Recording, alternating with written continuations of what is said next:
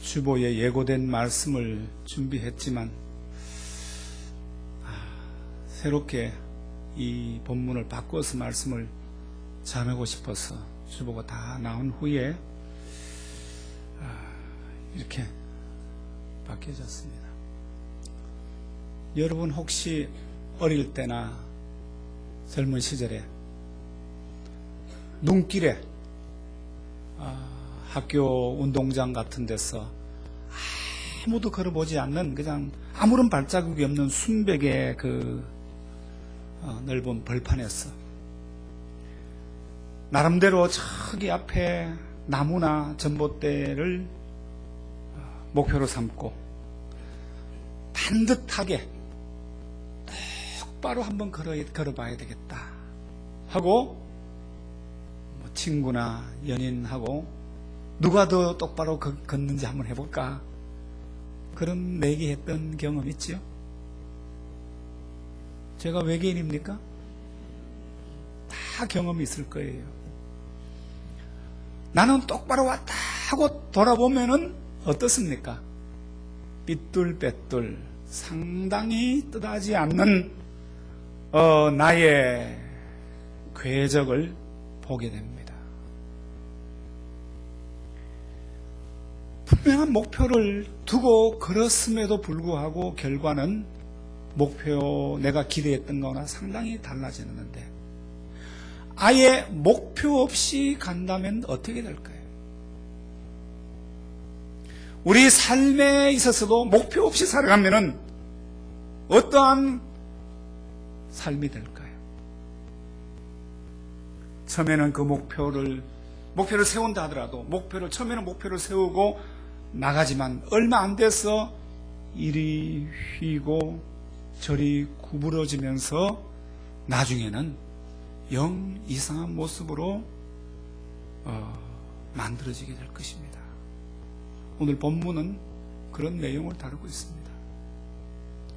본문은 바빌론 포로에서 돌아온 유대인들의 삶의 모습을 기록하고 있습니다. 유대인들은 예루살렘이 멸망하고 포로가 되어서 70년의 치욕과 고통의 시간을 보낸 이후에 귀환을 합니다. 귀환 후에 그들은 제일 먼저 성전을 건축을 하고 이렇게 그 열심으로 신앙적으로 하나님 앞에 서는 그 과정이 있지만 결국 많이 흔들리게 됩니다.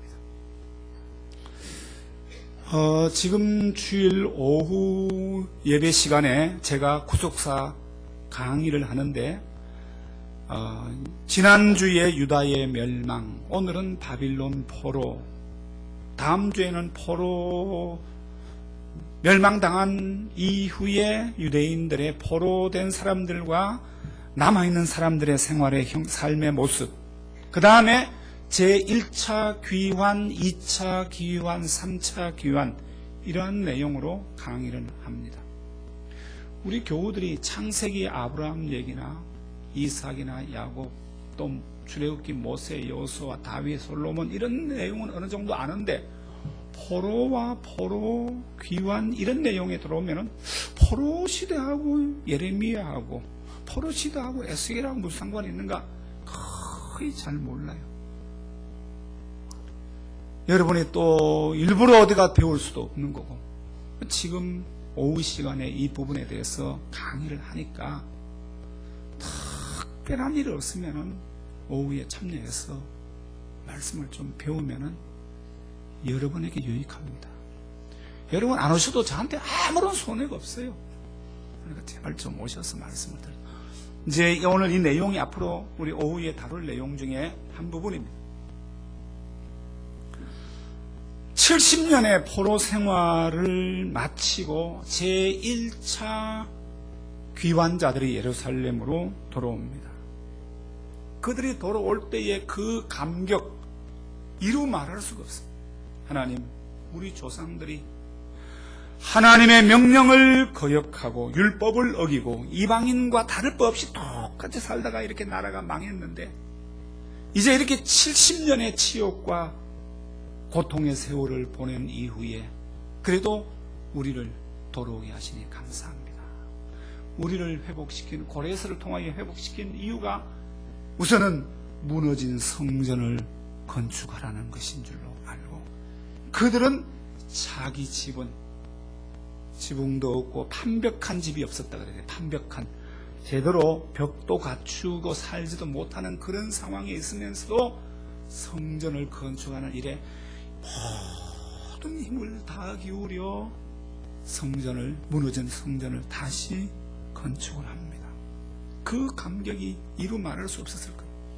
그런데 그 감격과 신앙적인 열정도 조금 지나니까 다 사그라져, 뜨겁게 불타올렸던 불꽃이 꺼져버리고 그저 모락모락 연기만 나는 그런 잿더미 같은 모습으로 이들의 신앙이 급격하게 사그라져 버렸습니다. 왜 이렇게 이들이 신앙적으로 퇴조하게 되었을까요? 저는 두 가지로 그 이유를, 원인을 찾고 싶습니다. 이게 어디 불타는, 무슨 소리 나죠? 뒤에 황 집사님,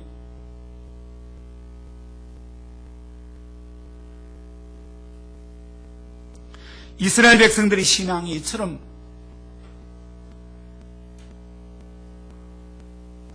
급속도로 퇴조하게 된 원인을 여러 곳에 찾을 수 있지만 주로 두 가지 찾을 수 있는데, 첫 번째는 그들 포로 귀환자 당대는 굉장히 신앙이 뜨거웠어요. 자기들이 목숨을 걸고서라도 성전을 재건을 하고 하나님 말씀대로 살겠다는 그 의지와 열정으로 그들이 돌아왔지만, 그들이 죽고 그들의 다음 세대가 되면서 자기 부모 세대의 신앙을 이어받지 못했기 때문에 그렇습니다. 제1차 예루살렘 귀환자들이 세상을 떠나고 그 후손들이 태어나면서 부모의 신앙을 이어받지 못하고 그저 신앙의 형식과 이 모습만 이어받았지 신앙의 내용과 열정을 그들이 갖지 못했기 때문에 그렇습니다. 어느 곳 어떤 형편에서든지 신앙이 퇴조하게 되는 가장 큰 원인은 바로 여기 있습니다. 처음에 가졌던 그 열심과 사랑이 식어졌기 때문에 그렇습니다. 에베소 교회가 하나님의 책망을 받은 것도 처음 사랑을 받았기 때문이고, 갈라디아 교회를 향해서 주님께서 강하게 책망하는 이유도 성령으로 시작했다가 육체로 끝나버렸기 때문에 그렇습니다. 17세기 초 영국에서는 종교개혁의 정신으로 하나님 말씀, 성경적으로 하나님 말씀대로 살려고 하는, 강력한 말씀대로 살려고 하던 사람들이 일어났는데, 그들이 영국서 마음대로 신앙생활을 하기에 굉장히 어려움에 부딪히게 됩니다. 영국의 왕 제임스 1세라든지 엘리자베스라든지 찰스 1세라든지 이런 왕들은 교회를 국가의 권력 밑에 두고 종교를 자기들의 원하는 대로 교회를 마음대로 바꾸기를 원했습니다. 그래서 이 왕들이 원했던 교회는 성경적인 교회라기보다도 캐톨릭 교회의 비슷한 감독교회가 되기를 원했습니다. 그래서 종교개혁을 하기는 했지만 캐톨릭과 개신교 사이의 중간적인 교회, 지금 소위 말하는 성공회, 그런 교회의 형태가 되어지는 걸 보고 우리는 성경적인 교회로 성경적인 신앙생활을 해야 되겠다 하는 사람이 일부가 더 이상 영국에서 신앙생활하기에 어려움을 느껴서 그들이 1620년에 102명의 사람들이 온갖 어려움을 무릅쓰고 9월에 배를 떠나서 12월 초에 대서양을 건너서 케이프 코드라는 곳으로 뉴잉글랜드로 건너가게 됩니다. 이들이 청교도들의 일부였습니다. 1620년에 그들이 1년을 지나는 동안에 102명 중에 절반이 죽었습니다. 52명만 남았습니다. 자기 조국 영국을 떠날 때 자기들이 누렸던 모든 기득권을 다 버렸습니다. 자기들의 농토와 모든 재산도 다 버렸습니다. 자기들의 모든 걸 다 비우고, 심지어 그들이 내가 먼저 갈 테니까 당신은 나중에 오라, 아내도 버려두고, 버려둔 것보다도 떠나고, 자녀들 떠나고 먼저 간 사람들이 있습니다.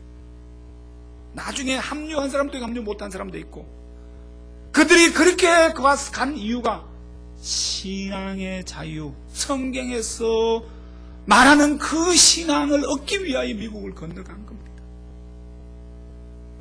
그들이 제일 먼저 건너간 사람들이고, 1차로 10여 년 후에 1630년에 청교도 본진이 보스턴을 중심으로 해서 그들이 오게 됩니다. 1630년에 그들이 와. 그들이 거기서 하나님을 중심으로 한 마태복음 5장에 나오는 산상수훈에서 말하는 산 위에 있는 동네, 그러니까 언덕 위의 도시라고 하는 그런 꿈을 가지고 그들이 하나님이 통치하는 나라를 만들기 위해서 미국으로 건너가서 청교도 사회를 건설하기 시작했어요. 1630년에 거기에 정착하기 시작한 사람들이 1636년에 그들의 성직자를 배출하고 그 사회 지도자를 배출하기 위하여 하버드 대학을 설립을 합니다. 그들은 자기들의 집도 제대로 삶의 터전도 안 갖고 온 상태에서 이미 하나님 중심의 어떤 꿈을 꾸기 위한 계획을 세워나갑니다. 그런데 여러분, 그 1620년, 1630년 이 초기 청교도 성천조들이 죽고 1세대가 지나지 않아 그 다음 세대, 아들 세대, 손자 세대에 오면은 신앙이 현저하게 약해집니다. 1660년, 70년 이 당시에, 그 당시의 기록을, 역사의 문헌을 보면은 교회들마다 유아 세례를 줄 수가 없게 됐어요. 청교도로 건너온 사람들의 손자 때가 돼서 유아 세례를 줄 수 없게 돼. 왜? 그 아들들, 청교도로 영국으로 건너온 사람들의 아들들이 부모의 신앙 고백이 있어야 그 부모의 아들에게, 유아들에게 세례를 주지 않습니까? 유아 세례를 못 주게 됐어요. 심각한 문제에 봉착하게 돼요. 신앙의 전승이 단절돼요. 그러면서 그들의 교역자, 목회자를 양성하기 위하여 시작된 하버드 대학교는 삼위일체를 부정하는 이단 유니테리안의 중심 근거지가 되어버립니다. 지금도 하버드 대학은 그러한 철학과 역사를 가지고 운영을 하고 있습니다. 제가 작년에 하버드대의 그 졸업식을 갔는데 눈여겨 제가 본 게 있어요. 그 졸업식 중에 채플린 교목이 기도하는 순서가 있어요. 사람이 기도를 어떻게 할까? 다른 건 잘 모르겠는데 끝날 때 기도를 어떻게 했는지 압니까? 여러분, 우리 영어로 기도한다 그러면 영어로, 우리 말로는 주 예수 그리스도 이름으로 기도합니다, 이렇게 기도하죠. 영어로 하면은 In the name of Jesus Christ 이렇게 되지 않습니까? 아멘. 했는데 그때 이 교목이 기도할 때 In the name of love, 사랑의 이름으로 기도합니다. 교목이라는 이름도 붙이고 성경도 거론했는데 그 속에는 예수가 없는 거예요. 사랑이라는 보편적인 종교적인 가치, 이슬람도 수긍할 수 있고 불교도 수긍할 수 있고 모든 종교가 수긍할 수 있는 그런 식으로 많은 구원설. 이게 언제부터냐? 벌써 청교도들이 건너온 지 50년이 안 돼서 그렇게 되기 시작했어요. 이처럼 청교도들이 미국에 목숨을 걸고 그 신앙 하나 때문에 건너갔는데 그들의 자녀, 손자대에 가면은 왜 우리 조상들이 신대륙으로 아메리카를 건너왔는지에 대한 아무런 감동적인 스토리가 그들에게 없는 거예요. 자기에게 전달되는 게 하나도 없는 거예요. 신앙적으로. 신앙이 급속하게 냉각이 되어버렸어요. 이때 설교 한 편을 제가 읽어드리겠습니다. 1670년 5월 11일 매사추세츠 주지사 선거일에 사무엘 댄포스 목사님이 대법원에서 행한 설교의 내용인데 제가 그대로 읽겠습니다. 제가 지금 설명한 배경을 듣고 생각하면서 이 말씀을 설교를 들어보십시오. 여러분, 우리가 이 신대륙으로 건너온 사명을 아주 잊어버리지 않았는지 자문해 보는 것은 매우 중요한 질문입니다. 여러분이 조국과 친지와 아내와 자식과 재산을 버려두고 망망대해를 건너 짐승이 울부짖는 이 황무지로 건너온 이유가 신앙의 자유 때문이 아니었습니까? 그러나 지금 주 예수의 영광스러운 복음에 대한 애정이 여러분에게 남아있는지 질문해 보십시오. 우리 모두 지난날의 기억을 더듬어 보십시오. 그때가 지금보다 더 좋지 않았습니까? 지금 여러분의 마음에 복음에 대한 어떤 강력한 힘이 발휘되고 있으며 여러분은 하나님의 나라와 그 영광을 열렬히 사모하고 있습니까? 여러분은 복음을 듣는데 얼마나 귀를 기울이고 있습니까? 여러분의 조상이 섬겨온 하나님에 대한 신앙을 여러분 자신과 후손들에게 전하기 위하여 얼마나 거룩한 노력을 기울이고 있습니까? 활기 없고 건조하고 냉랭하고 죽어버린 경건의 껍데기가 우리 안에서 은밀하고도 강력하고 엄청난 힘으로 자라나고 있지 않습니까? 하나님의 말씀을 들어도 듣지 않는 것과 다르지 않고 기도를 하지만 하지 않는 것과 마찬가지가 아닙니까? 자만심, 세속적인 삶, 질투, 사치, 방탕, 불결한 삶이 홍수처럼 여러분에게 밀려오고 있지 않습니까? 그러는 가운데 하나님에 대한 사랑이 바싹 메마르고 식어버리지 않았습니까? 이것은 비단 주전 5세기 이스라엘 포로 귀환자들의 모습일 뿐 아니라 17세기 후반 영국 청교도 후손들의 영적인 문제이고 또한 이 땅에 복음이 전해진 지 130여 년이 지난 오늘 이 한국 교회의 모습이라고 저는 생각합니다. 우리 땅의 이 한국 교회와 믿음의 가정들 가운데 신앙이 퇴조하는 징후가 너무나 심각하게 나타나고 있습니다. 여러분의 가슴에 주님에 대한 사랑이 남아 있습니까? 주를 위하여 수고하고 헌신하고 희생하겠다는 마음이 티끌만큼이라도 남아 있습니까? 과거에 우리 조상들과 우리 부모들이 그렇게 주님의 교회를 사랑하고 헌신하고 희생했던 그런 모습이 여러분에게 조금이라도 이어지고 있습니까? 우리 선배들의 신앙이 불과 한두 세대가 지나지 않았는데 벌써 우리에게는 단절되는 것을 느껴지고 있습니다. 제가 대학 다닐 때 출석하던 교회, 모교회에 제가 이름을 거론하기는 송구스럽고 해서 말씀 안 드리지만 우리 일제시대에 우리 한국교회가 자랑하는 가장 위대한 순교자의 아들이 우리 교회에 출석하고 있었어요. 같이 성가대를 섬겼기 때문에 제가 그분을 잘 알아요. 그분과 어느 날 밤을 새워서도 돼요. 저보다 연배가 한 20년 높지만은 교회는 한 달에 한 번 정도 나올까 말까 하는데 그분의 가정 배경을 생각하고 그분을 성가대장으로 교회가 세웠습니다. 오 선생, 나는 솔직하게 신앙이 없어. 그저 아버지한테 너무 누가 될까 봐서 그냥 한 달에 한 번 정도 교회에 나오는 것밖에 없어. 순교자의 아들입니다.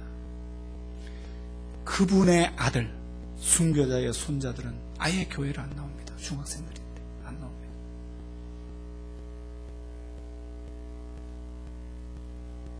여러분, 남의 얘기입니까?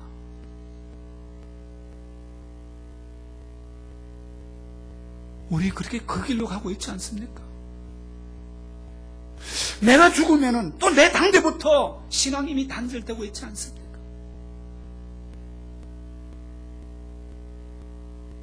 여간 심각한 문제가 아닙니다. 과연 우리 한국교회의 경건과 영성의 핵심으로 100년 이상 자리 잡아온 새벽 기도회가 얼마나 더 지속이 될까? 우리 아버님, 장로님, 우리 부모님 얘기해서 죄송하지만 몸져 눕지 않는 난 새벽 기도 안 빠졌습니다. 당연히 권사, 장로, 교역자들 새벽 기도 안 하는 사람, 장로, 권사는 매치가 안 됐던 것이 우리 현실인데 오늘은 나오는 사람이 이상하게 돼버렸어요. 그러면서도 우리 신앙이 아주 현저하게 지금 곤두박질 내리치고 있지 않습니까? 그런데도 그가 당연합니다. 그러면 주님 사랑한다고 말합니다. 이 많은 교우들이 있으면서도 막상 어떤 순간에 봉사할 때는 사람이 없어요. 그 알량한 청소 하나 하는데도 사람을 찾아보기 힘들어요.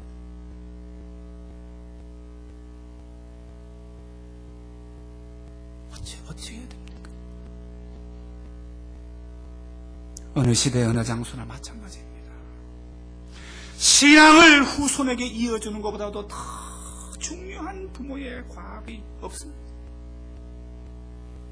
여러분, 가정이 망하는, 소위 망한다고 평가하는 몇 가지 사회적인 기준이 있습니다. 부모가 물려준 재산을 후손이 잘 지키지 못할 경우, 부모는 아주 고위직의 사람들에게 내놓으라는 위치에 있었는데 자녀들이 전혀 그렇지 못하고 교도소나 드나들 때 그 집안이 망했다는 얘기를 합니다. 그러나 신앙적인 차원에서는 부모의 신앙이 단절되고 후손에게 이어지지 않으면 그 집안은 신앙적으로 망한 거예요. 얼마나 큰 비극입니까? 지금 한국교회가 그나마 번성해 보이는 교회들도 그 가정을 들어가 보면은 교회에서는 그럴싸한데 가정에는 다 이미 불신앙이 지배하고 있어요. 신앙의 연속성이 없습니다. 주일학교에서 아무리 모여도 1년 교육하는 것보다도 가정에서 한 번 가정 예배 드리는 것이 더 효과적이에요. 이런 면에서 우리 다음 달에 2번에 걸친 가정 회복을 위한 북콘서트 계획이 지금 나온 겁니다. 우리 교회가 나갈 방향이 그것들이 아닌 거죠. 여러분, 신앙이 퇴조하게 된 첫 번째 원인이 이거라면 두 번째 원인은 이방인들의 영향 때문입니다. 그들이 자기의 신앙이 제대로 안 선 상태에서 이방인의 영향을 받습니다.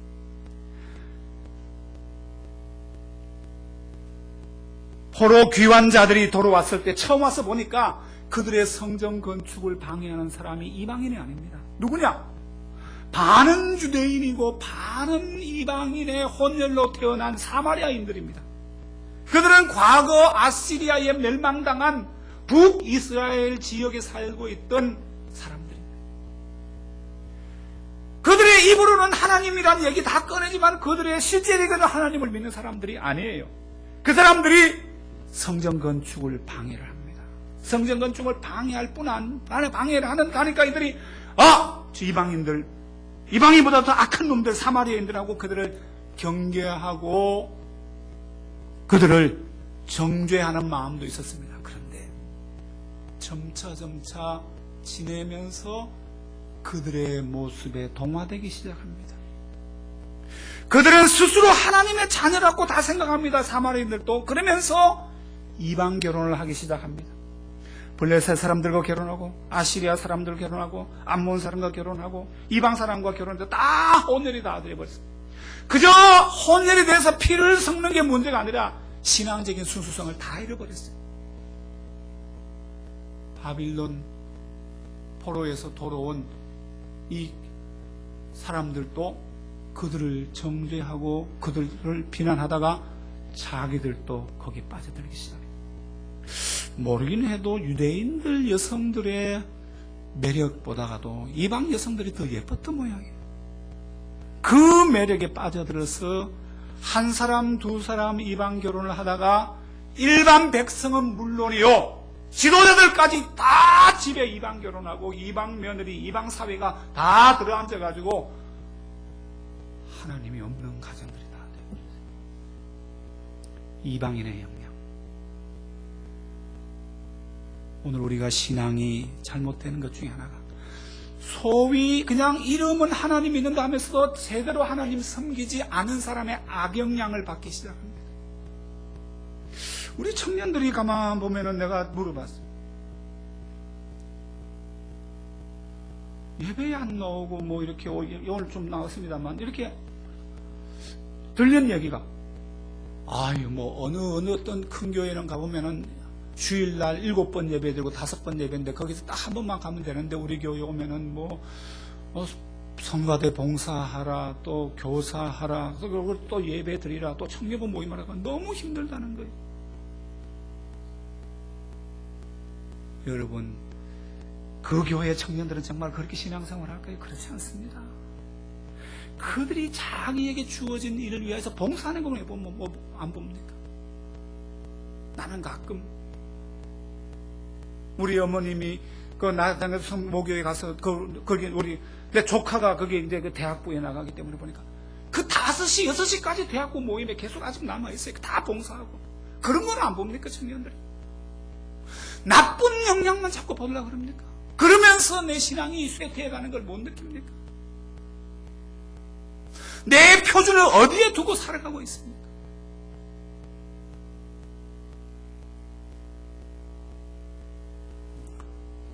시간이 본론에 들어가지도 않아서 벌써 시간이 다 됐다. 이렇게 영적으로 침체된 상황에서 오늘 본문이 기록이 되어 있습니다. 에스라가 제2차 기원을 합니다. 첫 번째 기원의 지도자가 스룹바벨이었다면 오늘 본문은 2차 기원의 내용이에요. 2차 기원의 지도자는 에스라입니다.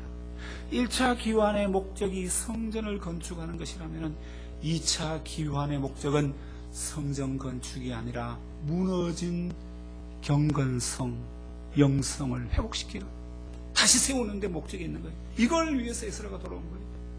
에스라가 자기 조국에 돌아와 보니 자기들보다가도 먼저 한 50년 전에 먼저 귀환한 사람들의 형편을 보고 너무너무 기가 막혔어요.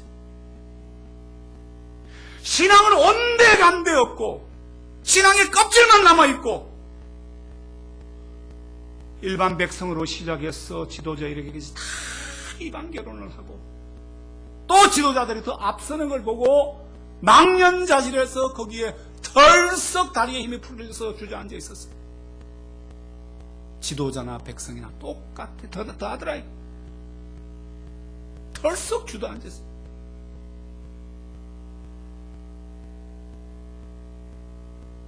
그리고 겉옷을 찢고 속옷을 찢고 머리털과 수염을 뜯으면서 그 밖에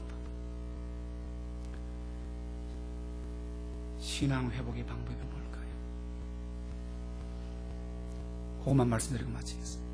먼저는 자신의 영적 상황을 정확하게 진단하는 겁니다.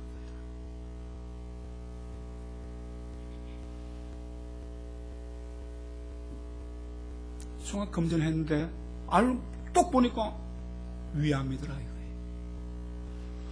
멀쩡하다는 사람이 갑자기 위암 판정을 받고 수술을 했습니다. 그동안 몰랐어요. 내가 지금 어떤 영적인 상황인가 난 하나님 은혜를 사모하는가? 예배를 사모하는가? 기도에 깨어있는가? 공예배에 대해서 내가 얼마나 충성스럽고 충성스러운가? 예배 헌금을 할 때 감사함으로 하는가? 예레미야가 자기 조국이 망한 것을 알고 처음에 너무 혼란스러웠어요. 그 잿더미에 턱 주저앉아서 예레미야가 이렇게 말합니다. 우리가 스스로 행위를 조사하고 여호와께로 돌아가자. 어디에서 잘못됐는지를 우리가 살피자. 첫 번째 처방입니다. 두 번째 처방은 이래서는 안 된다. 에스라는 당시 자기 조국의 영적인 상태를 보고 기가 막혀 속옷과 겉옷을 찢는 일밖에는 다른 도리를 어떻게 할 방법이 없었어요. 큰 충격을 받았어요. 비정상도 오래가게 되면 너무 자연스럽게 받아들입니다.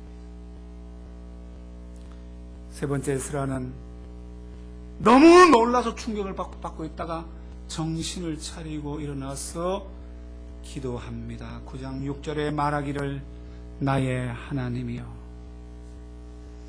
내가 부끄럽고 낯이 뜨거워서 감히 나의 하나님의 얼굴을 향하여 얼굴을 들지 못하오니 이는 우리의 죄악이지만 정수리에 넘치고 우리 허물이 커서 하늘에 미침이니이다.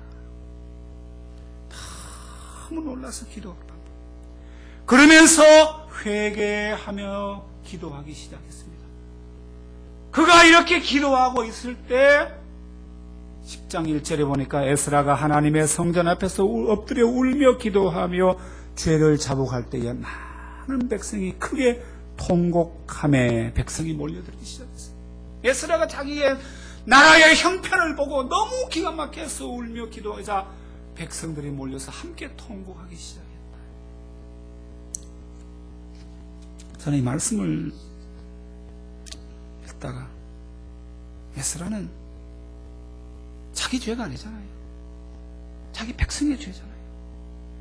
그것 때문에 울며 통곡하며 금식을 했는데 나는 어떤가? 참 부끄러웠습니다. 그러자 그들이 몰려들어서 이렇게 말합니다. 우리가 다 이방 여자를 받아들이고 이렇게 죄를 지었으니 우리가 회개하겠습니다. 우리가 할 테니까 에스라 선생님, 이 일에 당신이 맡기는 일이니까 힘써 하십시오. 우리가 동참하겠습니다. 하면서 그들이 스스로 어떤 결심을 합니까? 나는 이렇게 이방 결혼을 하고 이렇게 자녀를 낳았습니다. 나 이런 죄를 지었습니다 하고 다 자백을 하고 그들의 것을 내놓기 시작합니다. 부정한 돈을 번 것을 돈에 넣는 것이 아니라 뭘 내놓습니까? 이방 결혼한 아내를, 수십 년 산 아내를 돌려보냅니다. 아내를 돌려보낼 뿐 아니라 그 아내를 통하여 남 자식까지 돌려보내는 이 자기를 끊는 결단을 하면서 회복을 해나가는 본문의 내용이 그렇게 해야 살아날 수 있겠다.